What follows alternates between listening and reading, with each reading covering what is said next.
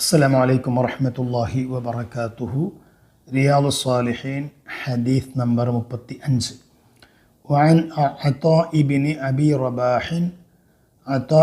അബി റബാഹ് റളിയല്ലാഹു തആല അൻഹു ധരിക്കുന്ന ഹദീസാണ്.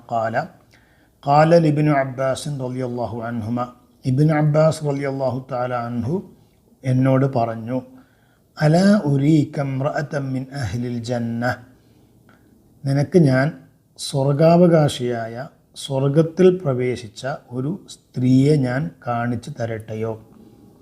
മനസ്സിലാക്കുക, നബി സല്ലല്ലാഹു അലൈഹി വസല്ലമ തങ്ങളുടെ വഫാത്തിന് ശേഷമാണ് ഈ സംഭാഷണം നടക്കുന്നത്. സ്വാഭാവികമായിട്ടും അങ്ങനെയുള്ള സ്ത്രീകളെ കാണാൻ അല്ലെങ്കിൽ അങ്ങനെയുള്ളവരെ കാണാൻ സ്വഹാബികൾക്ക് വലിയ താല്പര്യമുണ്ടാകും. ഫഖുൽതു, അപ്പോൾ അതാ റളിയല്ലാഹു അൻഹു പറഞ്ഞു ആവേശത്തോടെ, ബല, എനിക്ക് കാണണം.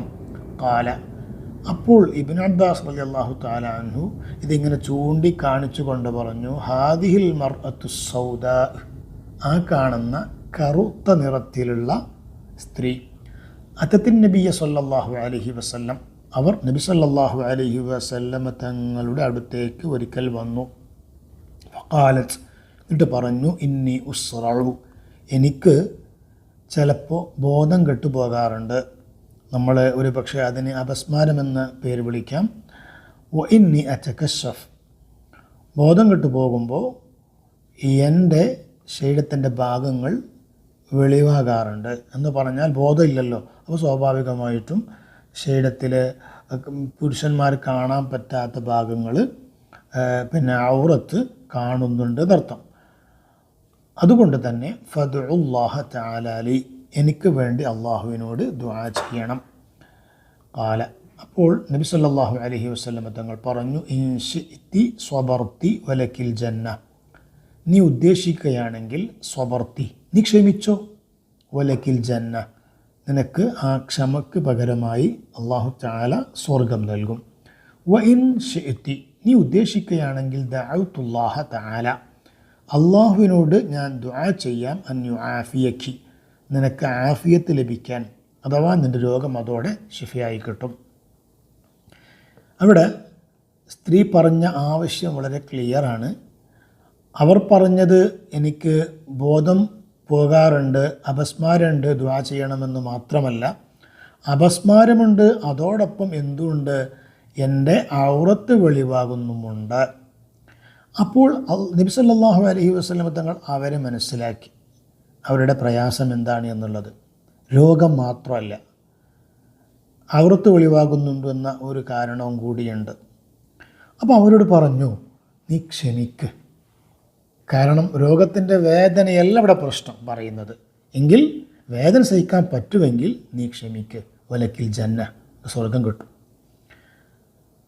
അതല്ല ആഫിയത്ത് വേണമെങ്കിൽ ഞാൻ റെഡിയാണ്, ദുആ ചെയ്യാം, അള്ളാഹുവിൻ്റെ റസൂൽ ദുആ ചെയ്താൽ ആഫിയത്ത് കിട്ടും, സുഖം കിട്ടും.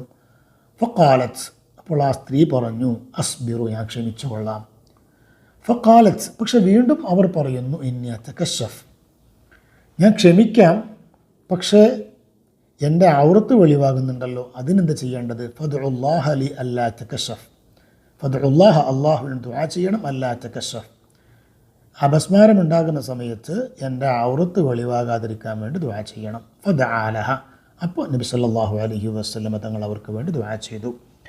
നവവി ഇമാം റഹ്മത്തുള്ളാഹി അലൈഹി ഈ ഹദീസ് ഇവിടെ കൊണ്ടുവരുന്നത് വളരെ പ്രധാനപ്പെട്ട ഒരു ആശയം പറയാനാണ്.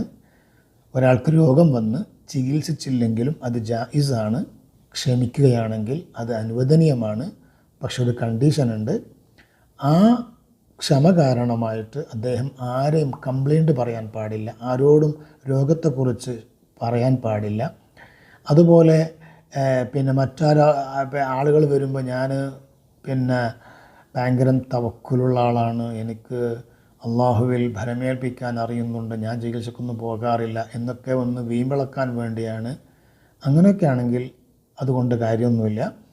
യഥാർത്ഥ ക്ഷമ ഒരാൾക്ക് കൈകൊള്ളാൻ സാധിക്കുമെങ്കിൽ വേദന സഫർ ചെയ്യുന്നതോടൊപ്പം ആരോടും ഒരു നിലക്കും കംപ്ലൈൻറ്റ് പറയാതെ അള്ളാഹുവിൻ്റെ ഖളായിൽ തൃപ്തിപ്പെട്ടുകൊണ്ടാണെങ്കിൽ അത് അനുവദനീയമാണ് അർത്ഥം.